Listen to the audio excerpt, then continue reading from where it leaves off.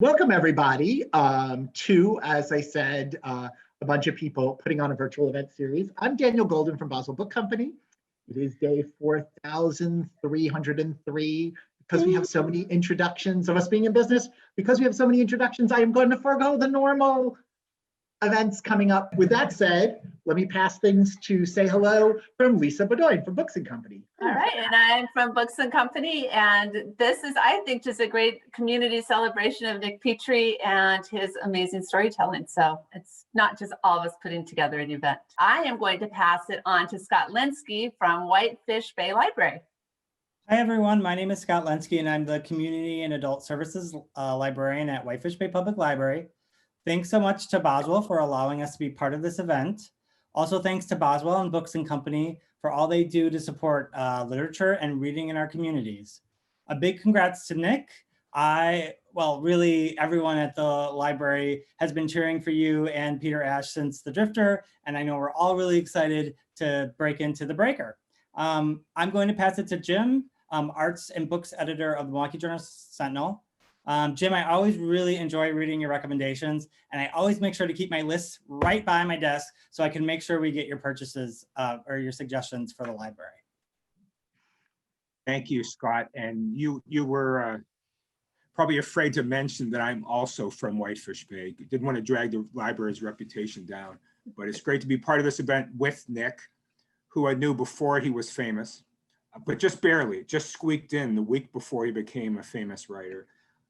If you don't know Nick, he is the author of 6 novels that all star Peter Ash, who he's tired of hearing praise from that Lee Child guy, but Lee Child, the author of the Jack Reacher novels, basically said, there's a lot of fake Jack Reachers out there, but Peter Ash is his own man, and he would be good enough to get in a fight with Jack Reacher.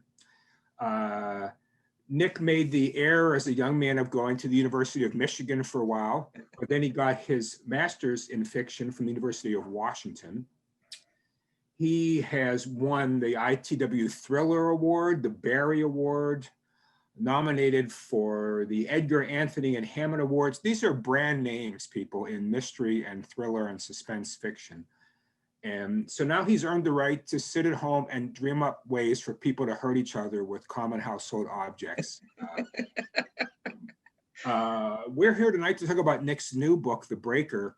And one exciting part of this for all of us is while his action hero has been to Iceland, Colorado, the Pacific, Memphis, he's in Milwaukee in this book. And it allows readers the eerie feeling of reading a suspenseful, thrilling, and possibly fatal novel set in our own neighborhoods and streets. And welcome, Nick. Well, thanks, Jim. I appreciate it. I would never knock Lee Child. He has been very kind to me, and he's also a lovely guy, and I'm a big fan. But that quote does follow me around, and I'm grateful for it.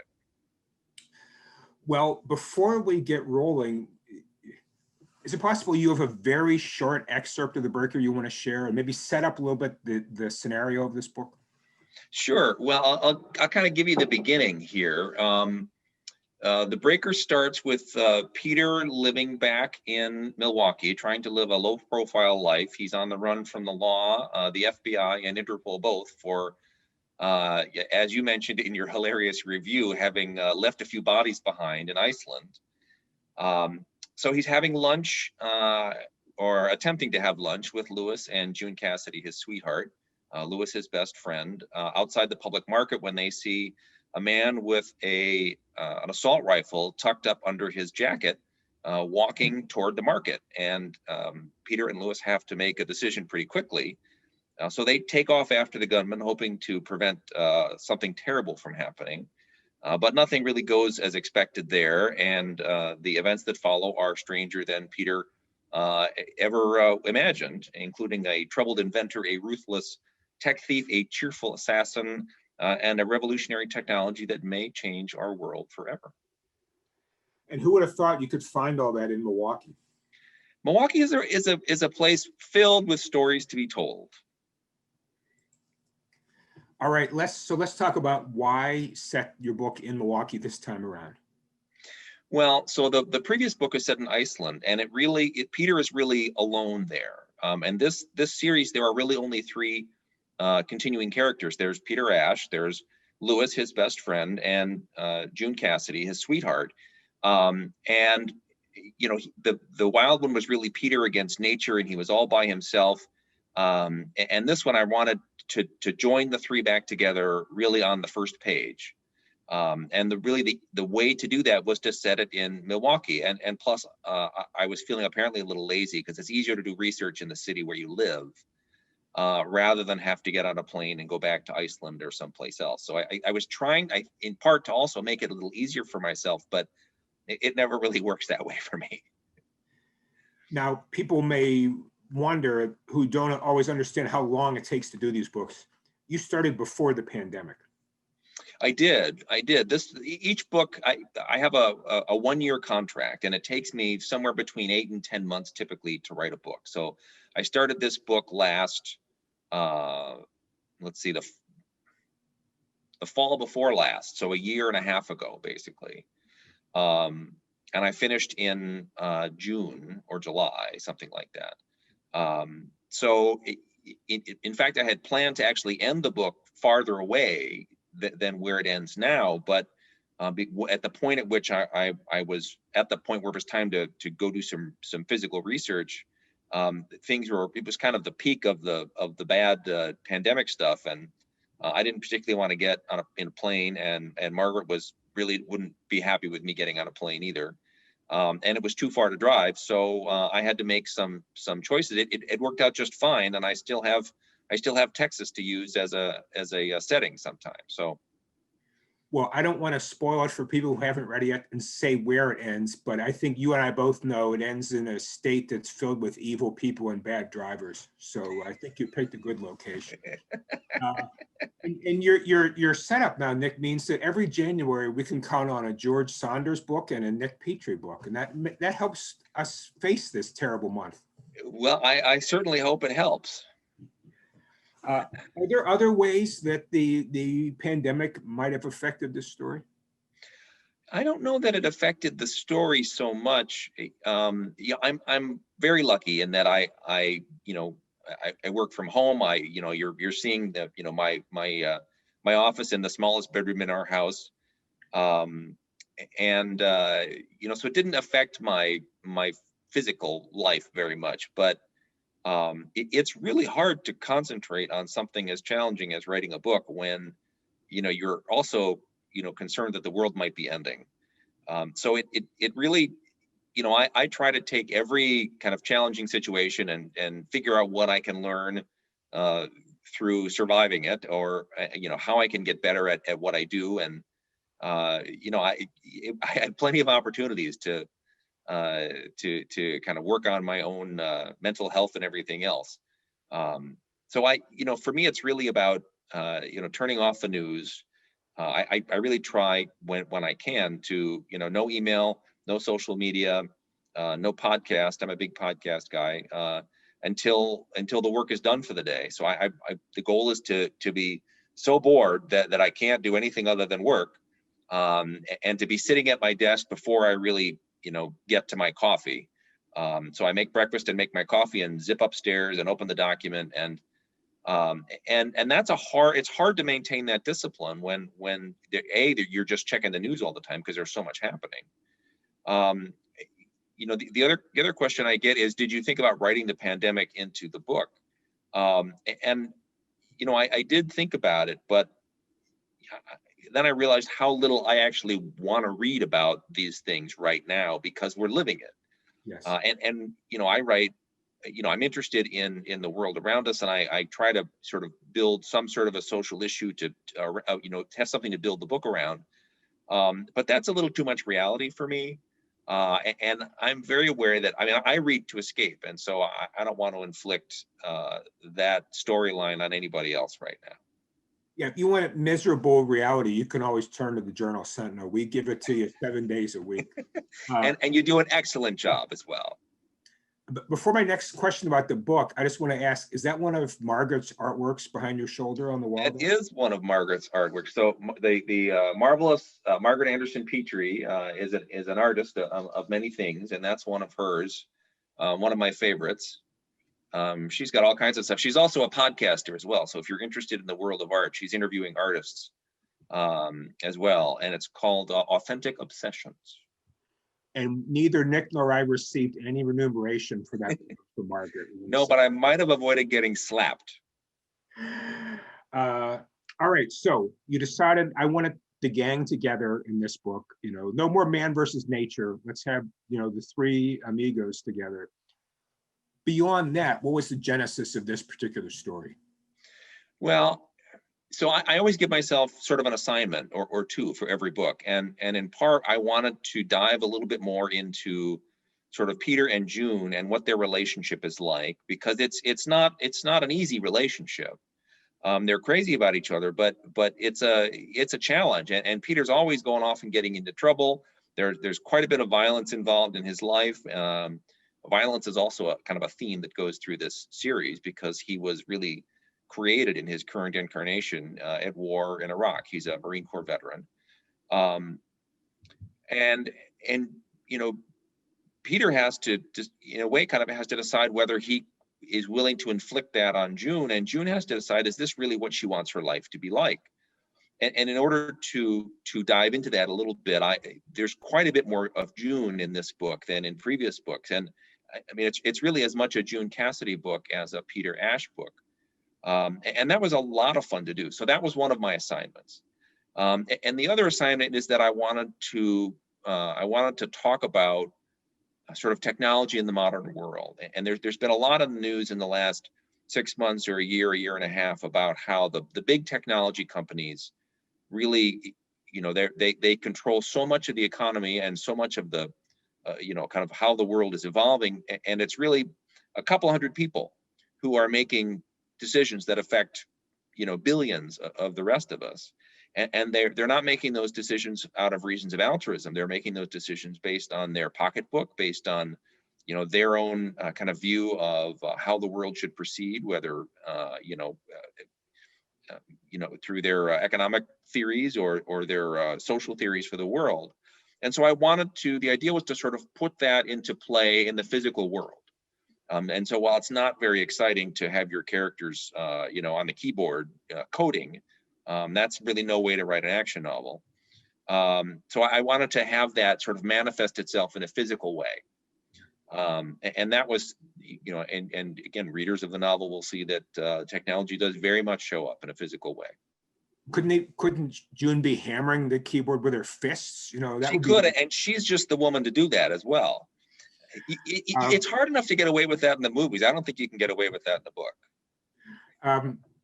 You bring up something I was thinking about when I was reading a novel, and that if you'd been writing in the 50s before you were born, no one would blink at a damsel in distress kind of scene.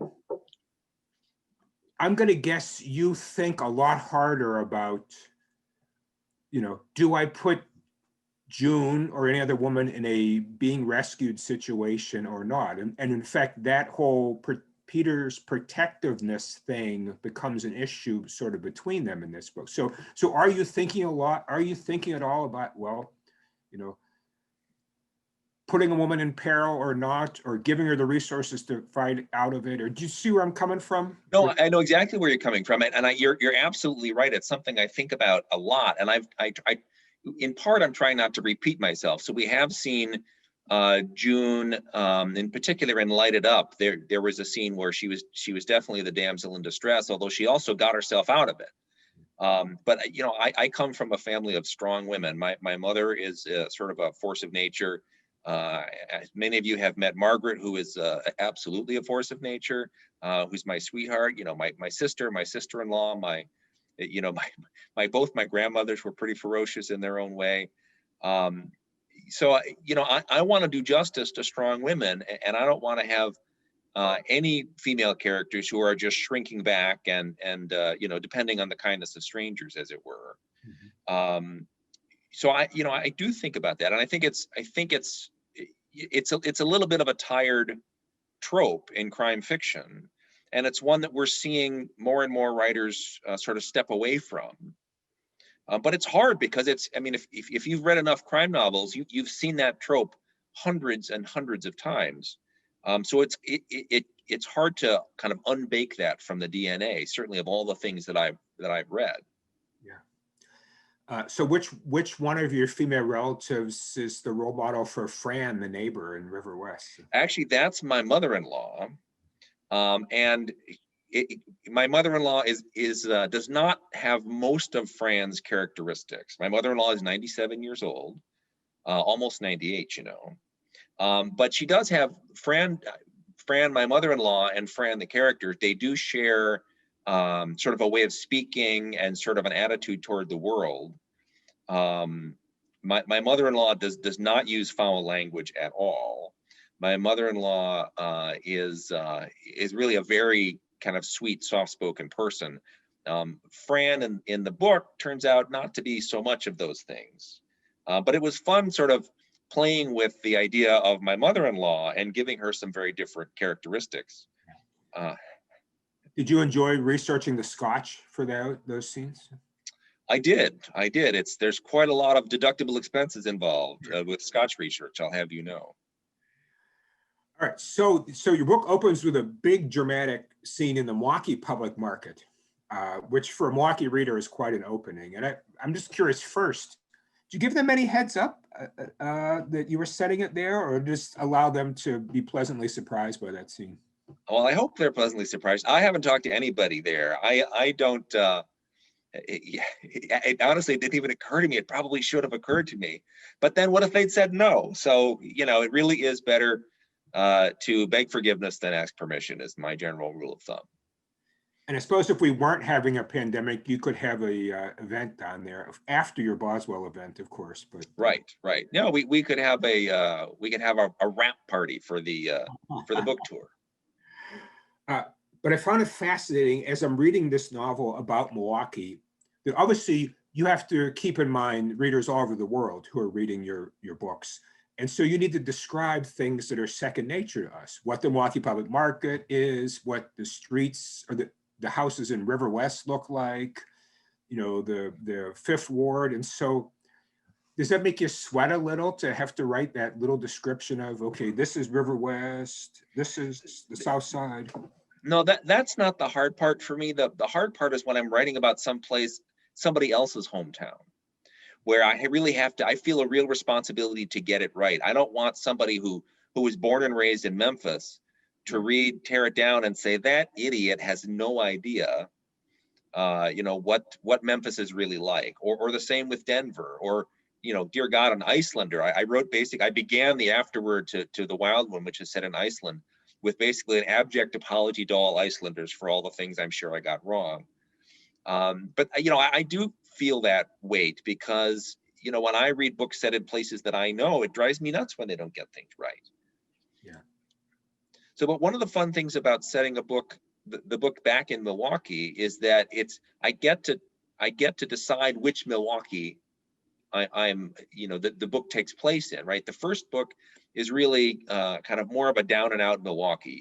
It's Milwaukee filled with poverty, and it was written really about the, you know, about the economic crisis and the housing crisis, and so it's sort of Milwaukee viewed through that lens, and the Milwaukee in this book is Milwaukee viewed through the lens of Milwaukee's history as a manufacturing town.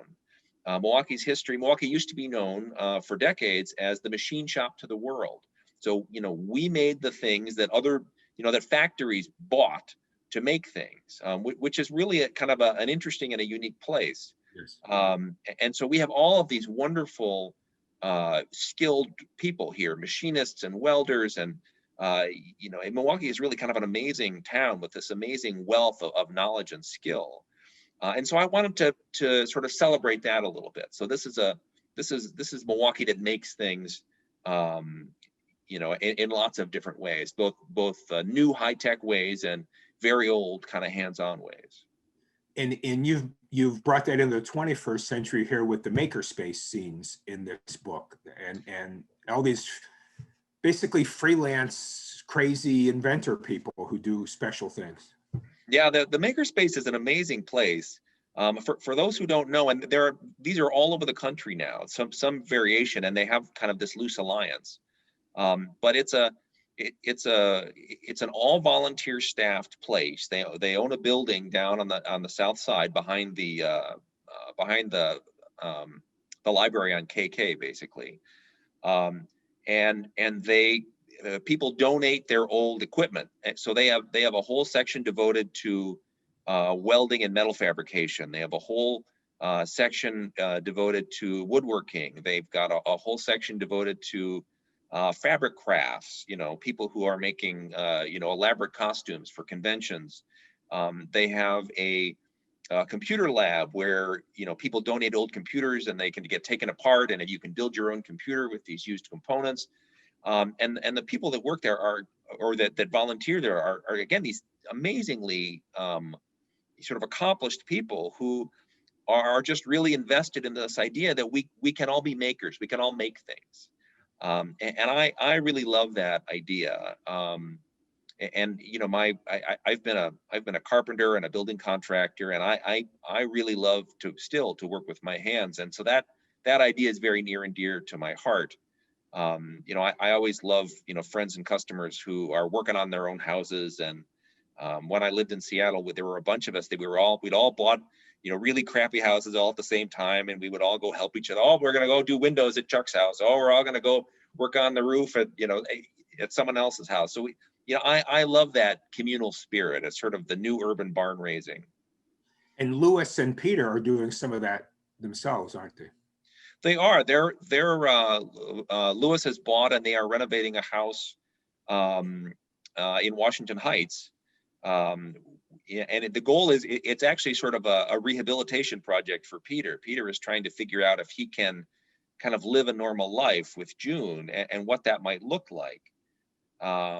And of course, it wouldn't be much of a novel if he did live a normal life. So of course, Peter is unsuccessful. But in this book, it's really June who pulls him in. This is part of the June piece of this book is that June is the one who sort of says, no, we need to do this. You can't disappear for a couple of weeks until the heat blows off. You need to stick to it and do what I need you to do. So June is the one who's really holding him to task here, which is a lot like home for me. Yeah. That's a lot like home for me. Yeah. Yeah. As a house guy, did you pick River West partly because of the Polish flats, the ability to go under houses, or was that more a demographic thing? It was more a demographic thing. It's a part of town that I really love for all of the diversity, certainly the people who live there and the housing diversity. And I love the converted warehouses, all that kind of stuff. And it's, it's got the river on one side, and it's got some of the worst neighborhoods in Milwaukee on the other side. So it's a really interesting place. So as a guy who writes in a popular genre, how much are you thinking about commercial or audience considerations when you're writing? I try hard not to sort of say, what's popular, or, I might sort of say, I won't choose this line because everybody's going to be talking about it. I did think about writing a book set in Milwaukee's Hispanic community.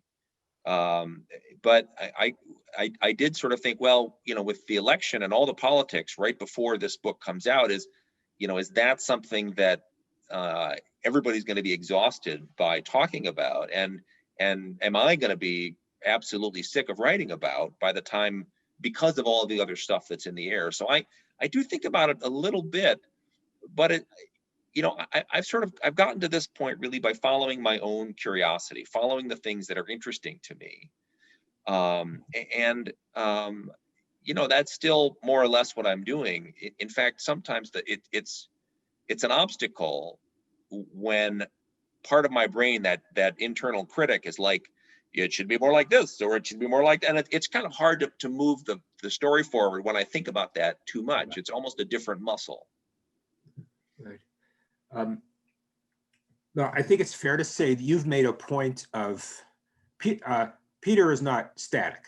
He has, he's consistent, but he's a vet with, who's experienced trauma, and he has some heavy PTSD that you describe.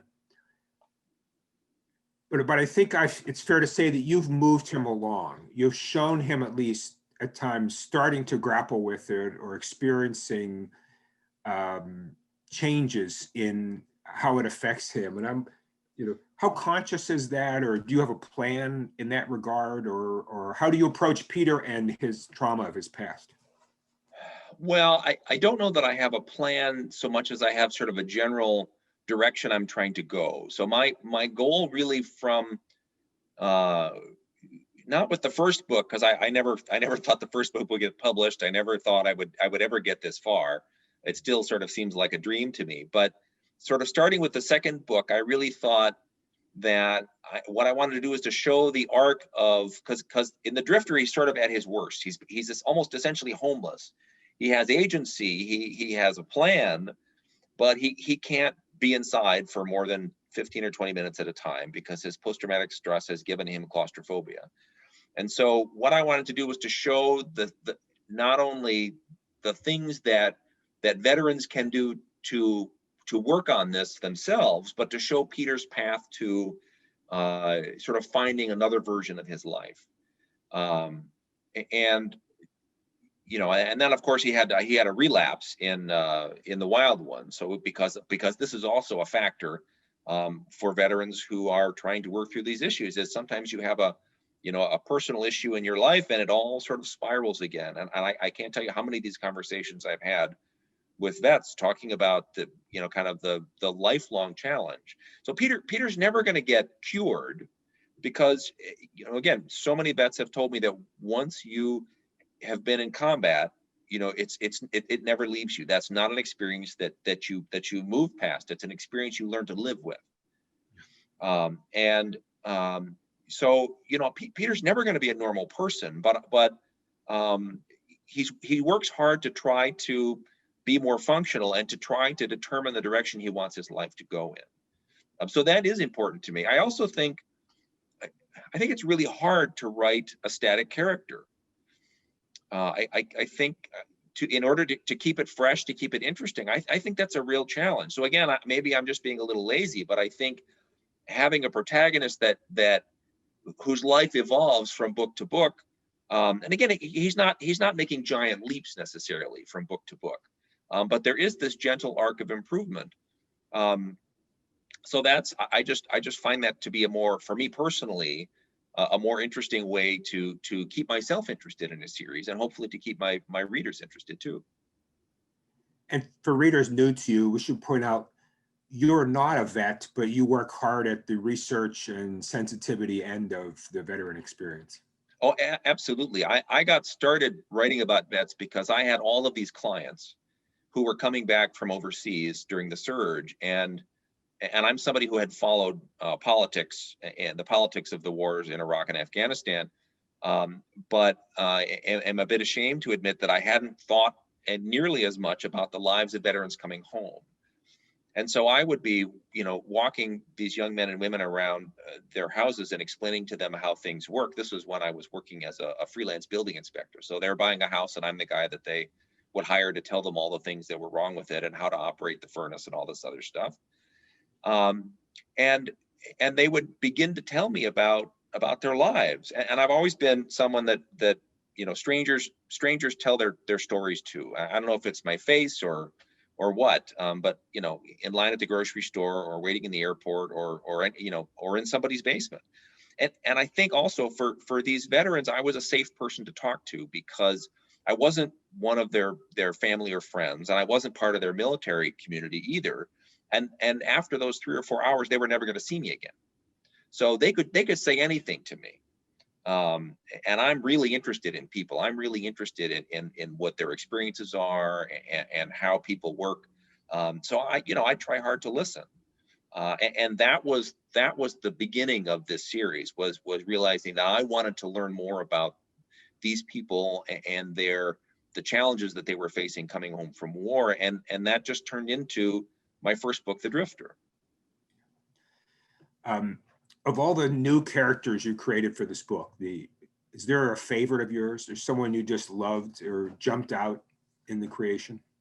You know, I really have a soft spot for the villains, and I really have a soft spot for characters that are walking a fine line between the good and the bad. And so there are some deeply weird individuals in this book, which I really have enjoyed writing about. I think my favorite is a guy named Edgar, who kind of showed up by accident. I mean, that's one of the things that I enjoy about kind of winging it. I mean, I don't write from an outline. I'm making it up as I go. And characters often just sort of show up on the page, and I sort of sort of say to myself, oh, that's kind of interesting. Well, what if he did this, or what if he did that? And Edgar is a hired killer who would do it if he didn't get paid for it. I think that's a good description of Edgar. What you got to respect about Edgar is he's a man who knows what he wants, and he goes after it. He certainly does. Since we're talking about hard killing, of all the Google searches you did in the course of doing this book, what's the one you'd be most afraid of the government finding out about? Oh, there are so many. Every once in a while, I just Google the phrase, "Hey FBI, I write crime fiction," just to sort of point them in the right direction. Actually, it was researching the making of a fertilizer bomb for the first book. And actually, all that information is available open source. I mean, it's disturbingly easy to do. I can't believe there haven't been so many more of those kinds of things out there. But I turned it into my agent, and she sent it to the publisher, and the publisher said, "We love this book, and we'd like to see another one." And it was about a week before it was going to be published, and I get this call from my agent who says, "Did we just tell people how to build a fertilizer bomb?" I said, "Well, I left some stuff out, but all you have to do is read a couple of New York Times bestsellers, and there are some nonfiction books that are pretty explicit about how this works, and you really can learn anything on the internet." Yeah. And I'm not encouraging anyone to do that. Let me just be clear. But can we quote you as saying, "Don't try this at home"? Yes, for sure. Yeah. Now, without spoiling the plot, there's some robotics, and I think even maybe what people might call AI in this book. And we know you thriller writer guys are always paranoid about the future and what could happen. So do you have concerns about where some of that research is heading? Well, sure. This is in the tech world. There's a phenomenon that's called the singularity. And it's this idea that these three avenues of technological development, so artificial intelligence, biotechnology, and nanotechnology, which is basically making machines on an atomic level, very small machines that also may be able to self-replicate. Yeah. And I mean, this is such a common idea that NASA has an annual symposium every year called Singularity University. And it's both, how do we develop these technologies, because these are really powerful technologies that really can, really give us a leap forward. If we can use our information technology to develop our biotechnology, or our information technology to develop nanotechnology, the cheap, plentiful energy is one possible result. Eliminating illness in lots of ways is another result. We're already seeing these things beginning to happen in the real world. But just like social media, right? Anything that can be a force for good, you can raise funds to pay for your nephew's health care, but you can also foment an insurrection, just for example, let's say, on social media. You know, all of these technologies have two sides. You can use biotech to cure cancer. You can also, you know, use it to create a super communicable disease that's also quite deadly.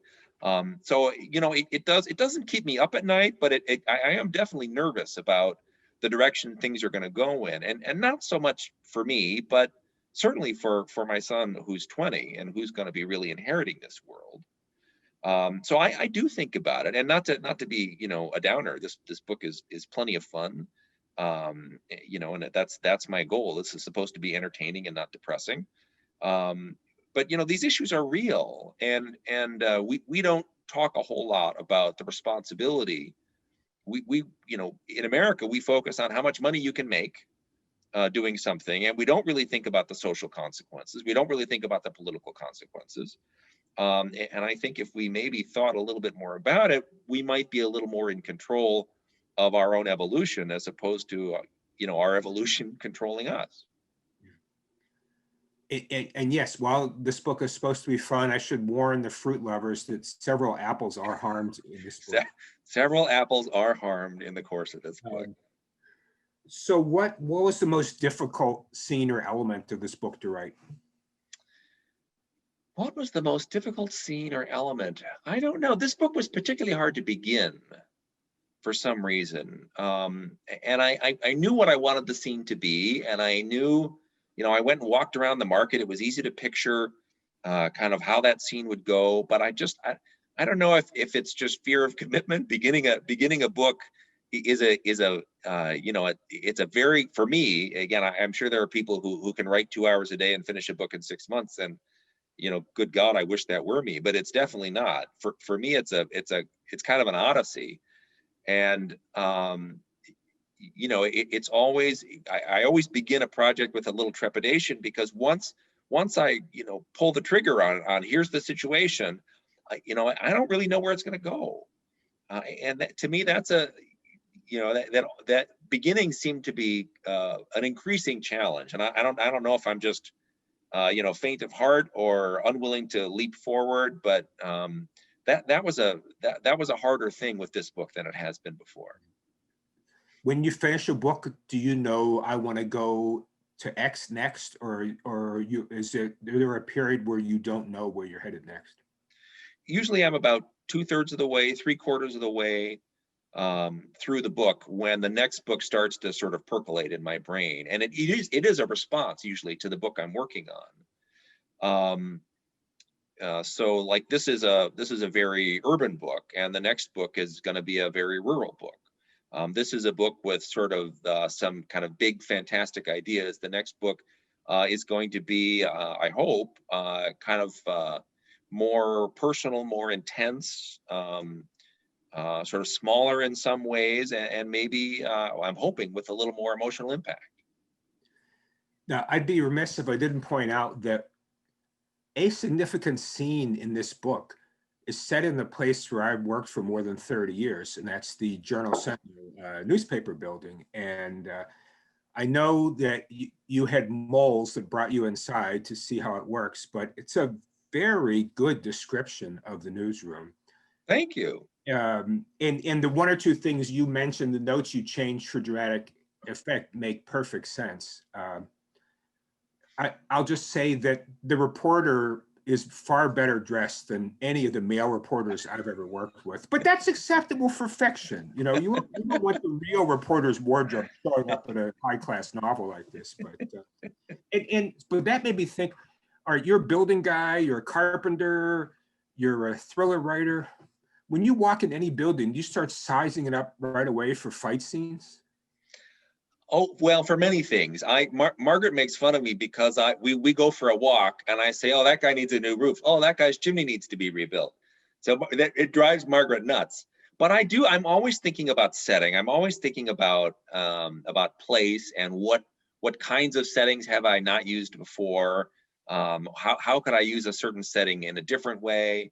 You know, and in part, you know, that all manifests as being really essentially a physical person. I'm also, I spend a lot of time outside. I'm a big hiker and a backpacker and all that stuff.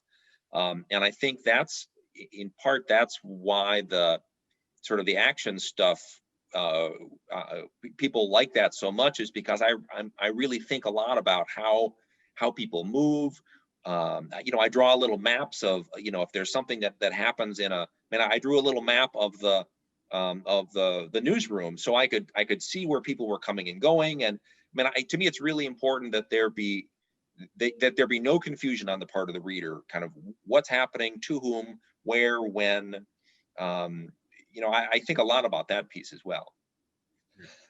And you'd appreciate this, Nick, doing what you do, that after the shootings in Annapolis, where a person went in and killed several journalists at the Annapolis newspaper, they actually brought in people to train us on what to do in a hostile shooter situation in the Journal Sentinel newsroom. So it was a bizarre thing in America that we're reached this point where we do that stuff.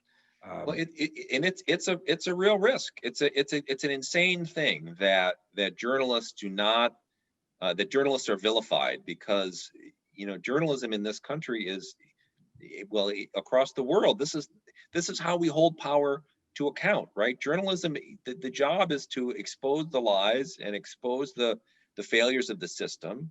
And so I'm a huge fan of the Journal Sentinel, as for one, but I think communities need newspapers. We need newspapers to go to village board meetings, and to go to the town council meetings, and to all that stuff, because that's the check and balance on how society functions, and on corruption on every level.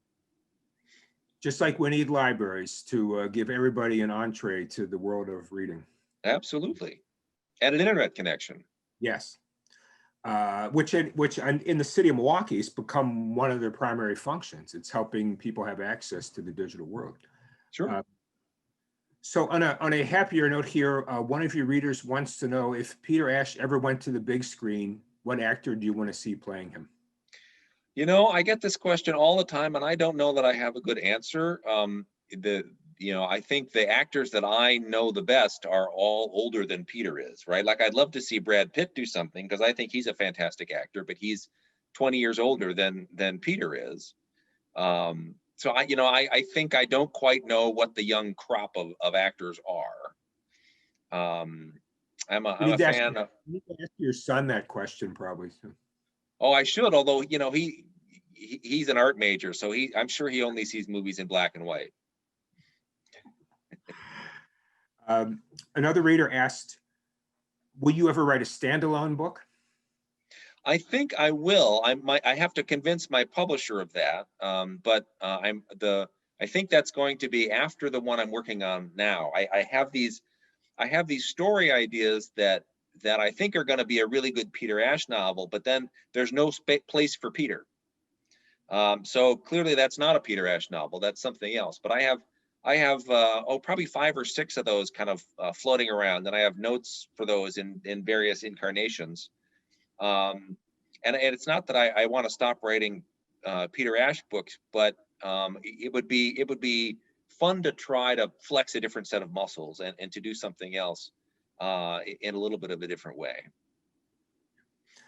Okay, the book you just wrote, The Breaker, if you were going to tell it from a different character's primary point of view, who would you pick? Oh my goodness. Well, it would be interesting to tell from the villain's point of view, not Edgar the lunatic, but the other villain, because he really does think he's the hero in this situation, and that's the secret to writing a convincing villain, is that they believe that they are in the right. Every villain is the hero in their own mind. So that would be kind of a fun story to tell, because you'd get a whole different angle. I could almost write a whole different book just from his point of view, except the last few scenes. Now that'd be kind of fun. Now we have a captive audience of readers here. So what's some recent reading that you've enjoyed, or books that you want to recommend to our audience here? Well, I've been reading a bunch of stuff for that they're asking me to quote on, right? So to do a blurb. So those aren't that's probably the last 4 or 5 that I've read. I can tell you what I'm looking forward to. I'm a big fan of Greg Hurwitz. His new book's out in a week or so, I think a week or so. And those are actually not, those are, I'm not sure they're like Peter Ash books, but they are action books with a lot of action, but also with a lot of emotion. And there are real consequences to actions. And I think that's a real similarity. I also think he's a pretty good craftsman in terms of the prose as well. I have been rereading Lawrence Block's Matthew Scudder books. Have you read those? Yes. Oh, yeah. I love Lawrence Block. Yeah, and the first one of those, he's been writing for a long time. I think he's in his 80s now. Yes. But the first Matthew Scudder book, I think, was written in the early 80s, and the last one was written maybe 5 years ago. There are 17 or 18 of them, and honestly, to me that's where the Peter's arc really comes from this series, because Matthew Scudder is a former cop who is an alcoholic at the beginning of the series, and a really kind of in pretty bad shape. And kind of a broken person, and the book really charts his trip down to the bottom, and then his recovery from, and going through AA and all those things. And the first ones are a bit more workmanlike, but as the series progresses, the man is really an artist. I mean, the language is wonderful, the characters are vivid, and they're really wonderful. So you could start all the way at the very beginning, and that's what I'm on my third trip through this series. I like to reread, because I learn as we go. Oh, there we go, and Daniel's pulling up The Sins of the Fathers. That's the first one. So I've been working my way through that. Let's see, what else is on my list here? And while you're looking, the book where he hits his alcoholic bottom is called When the Sacred Gin Mill Closes. Yeah. That's a classic. And your Whitefish Bay library, I'm sure, has nearly all of those books, so you could borrow them there. So. They have a great Lawrence Block selection. He's also written this very funny Hitman series. Oh yeah, Keller. Yes. Yeah, Keller the Killer, which are I won't say they're comic, but they're quite dry, and they're also quite sweet. Yes. So I'm a huge fan of him. I've got David Swanson's first book on my pile to read, The Second Girl. That was a pretty big book. What have I been reading here? Let me look at my pile. Oh well, actually this one. So you guys probably have. I don't know if you've read Erica Ruth or not. She's a Milwaukee author. This is a historical mystery. There are actually some of the same themes.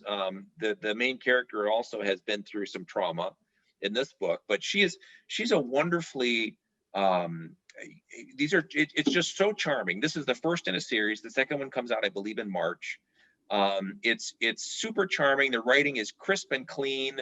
It's occasionally funny. It's actually quite moving. The end of this book I really found quite moving. She is something else. And I get to do an event with her at Mystery to Me in Madison on Thursday night. And it's so interesting about writers that here's Nick, who's this really nice guy who inspects your house, and he writes about this lethal murdering vigilante. And there's Erica, who was a cop and in the military, and she's writing these very genteel period mysteries. It just shows you that you can't judge a book by its cover unless you're Daniel, who knows the tricks of book covers. Then you can do that.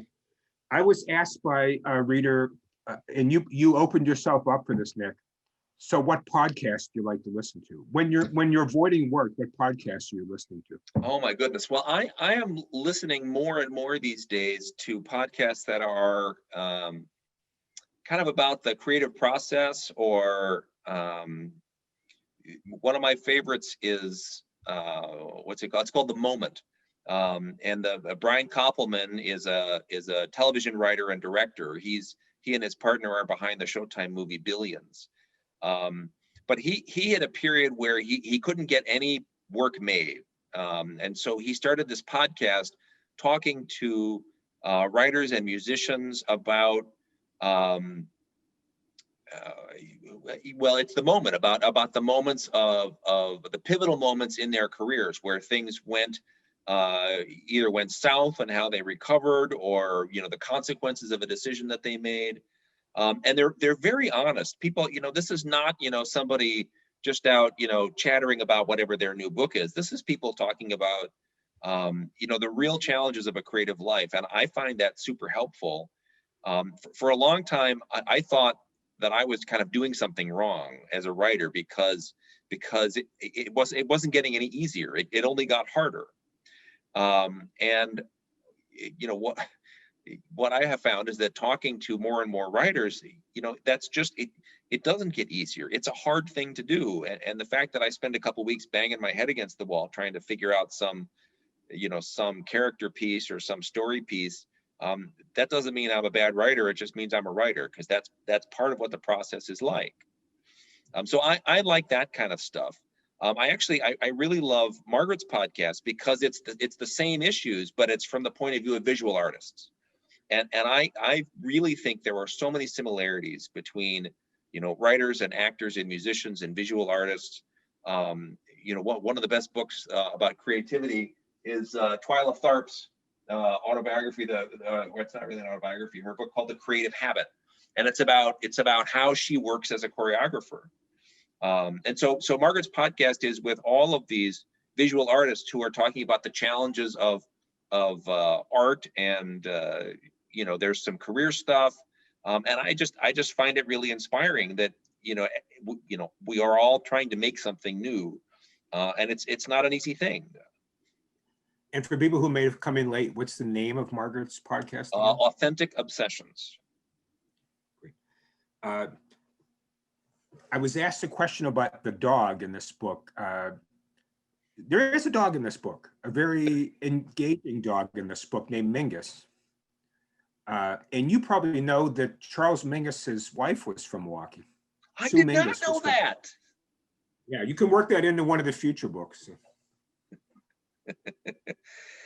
Yeah, so in the Drifter, there's a certain large smelly dog under the front porch that Peter has sort of an antagonistic relationship with, and the dog is back in this book.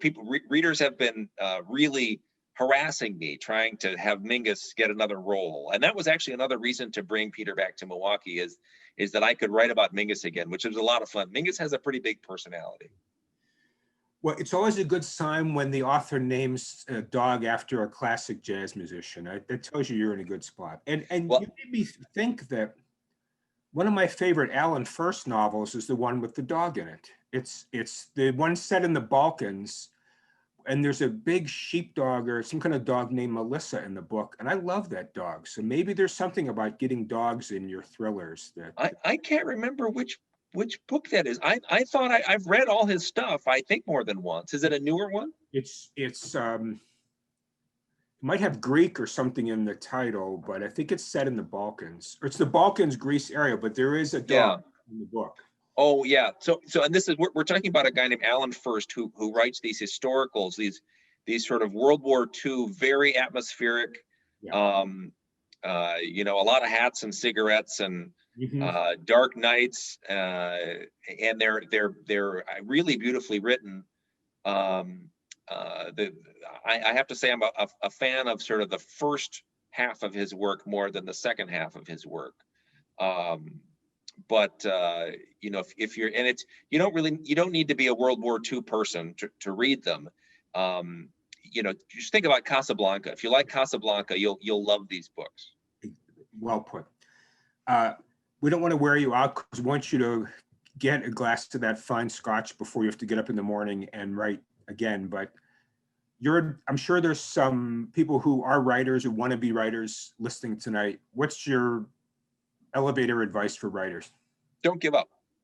I wrote 3 books I couldn't get published before I wrote The Drifter. Again, I used to think that there was something wrong with me because I could not, you know, I couldn't get a book published, but that's actually a much more common pathway. That's almost the normal path, is to write a couple of books. You know, it takes a while to get off the runway. So that would be one, which is don't give up. And the other is read a lot of stuff. The thing that drives me nuts is when people who want to write fiction tell me they don't read fiction, because that is how you learn to write fiction, is by reading with your eyes open, reading critically, and to say, well, how did they do this? So, you know, if you have a book that you love, read it a couple of times, and write down kind of a chapter by chapter, write a couple of lines or maybe a paragraph about what happens in every chapter, and you will learn an enormous amount about how fiction works if you do that with a couple of books that you really love. And so, I've used that. I still use that technique to kind of remind myself of, what there is to be learned. And so what's an older or classic type book that you took apart that way? That would be interesting to hear about. An early Michael Connelly book years ago. Michael Connelly is a freaking master. I can't remember which one. Void Moon. It's the one about the robbing hotel rooms in Vegas, which I don't think was his most popular book, but it's really elegant, the way it's put together. And what I learned from that book and from Michael in particular is pacing, because you can see he's got alternating viewpoints, and he's got a couple of storylines that he's weaving together, and you can sort of say, well, boy, you can really go 6 chapters, 7 chapters before you have to reference back to that other thing. It's some of it is just sort of this kind of really basic logistical stuff. How many chapters can I go before I have to remind the reader of the other storyline? And you learn that from reading, people who are really good at what they do. You could take apart Raymond Chandler if you really want to. You can take apart, I've done that with kind of a lot of popular fiction. Or you can go back to, this is some of my favorite stuff here. Cormac McCarthy, Pete Dexter, The Paperboy. Have you read The Paperboy? I have not read The Paperboy. Oh, it's spectacular. It's about a newspaper man. You'd love it. Jim Harrison, also, who's a Michigan writer who writes, I guess you'd call him literary fiction, but it's literary fiction that has a storyline. Where things happen, bad things happen, which I'm fond of, as you know. I think there's a book about writing in your future, Nick, at some point. I make notes about it, but it's really just for me. Like I'm kind of writing one as I go, but I'm just writing it to remind myself of the things that I learned so I don't forget them. All right, Daniel, let's bring you back. So before we give Nick laryngitis. And I just want to say thanks, Jim, for being so much fun and asking such great questions. I really appreciate your time. Thank you. My pleasure. Yeah, thanks, Jim. And thank you, Nick Petrie, for writing books that give us a lot of pleasure as well. So we are looking forward. Jim didn't ask the question about whether Historic Milwaukee was going to do a breaker tour. We didn't want to put Nick in this situation of commenting about Historic Milwaukee's plans, but they could do a breaker tour. First they had Midnight in the Garden of Good and Evil, now this. But I have to say, there's a lot. I was delivering copies of your book to River West before this started. So excellent. That's what we want. Including one to the wrong house because I got to it the street. Okay, he told me to go back. I was a little late. So anyway, both Boswell and Books and Company have books for sale. They are signed by Mr. Petrie. You can probably request a personalization as well still. Whitefish Bay has books for borrowing as well. And I believe they're doing curbside pickup at the moment, as my former bookseller, current librarian, has let me know. We are just, I want to listen to that Erica Ruth Neubauer event. So might be tuning in as well if I don't have something else going on. Thank you. Lisa says thank you. Scott says thank you. Thanks to everybody in the audience. I wish we were doing this in person. next year you'll have pizza. But everybody should know, since we're losing Pancake House, the original Pancake House, if you like Pizza Man, take out pizza from Pizza Man. That's my word of the day. All right. Good night, everyone. Thanks, guys. Much appreciated.